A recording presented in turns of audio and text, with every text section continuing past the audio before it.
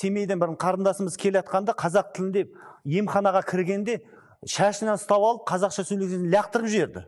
Мы не обязаны знать казахский язык деп. Кәдімгі майдан соғыс болып жатыр Қазақстанда. Сіздер айтасыздар, проблема жоқ. Автобус жүргізуші қазақша аялдаманы хабарлаған үшін мысалы тартылды. Біз соған қатысып жүрміз, қаны кен алып. Сондықтан қазіргі заманда бізде мынау соғыс болып жатыр. Біз Руза апай, Оғыз Доған аэропортта айтқан кезде біз жаңалық қыламыз. Қазақ тілін талап еткенді.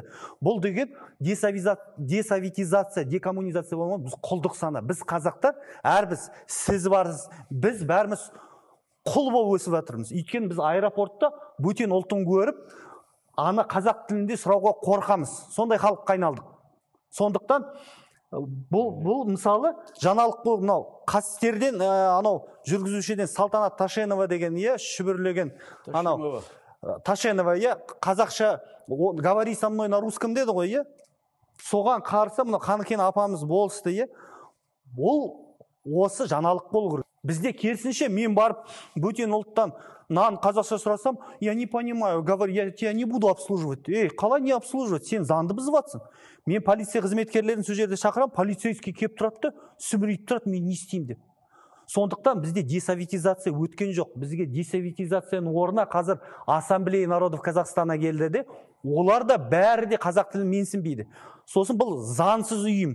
Бұлар бөтен ұлтқа бірдемесе болып қалса, жүгіріп келеді. Бөтен ұлтқа, мүмкін ұйғыр, доңған болып жүгіріп келеді де көмектеседі. Полиция шақыртпайды. Ал қазақ заң бұзса, міндетті түрде сол жерде жауапқа тартады. Осы жерді ажырата білу керек. Біз неге осы құлдық сана, осы әрбір Қазақстан Республикасының азаматында жерінде дерті бар.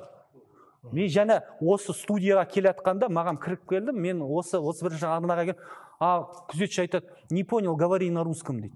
Қалқа, мен міндетті емеспін сен мен орысша айтуға. Кәдімгі мен онда кіргізбеймін деп қырсық, сен сонда қазір кіргізесің, қайда кетесің? Сол конфликтке бөтен қазақ тілді күзетші келіп кіргізді.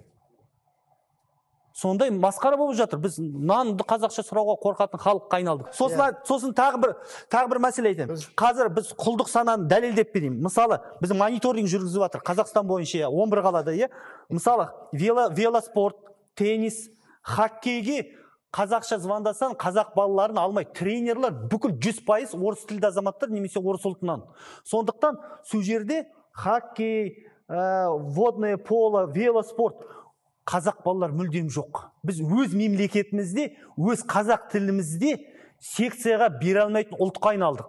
Осыны тоқтататын биліктен біз үміт күтпей жатырмыз. Сондықтан біз осы тіл майданы қозғалысын аштық. Осыған қосылыңыздар, есік ашық. Бәрекелді.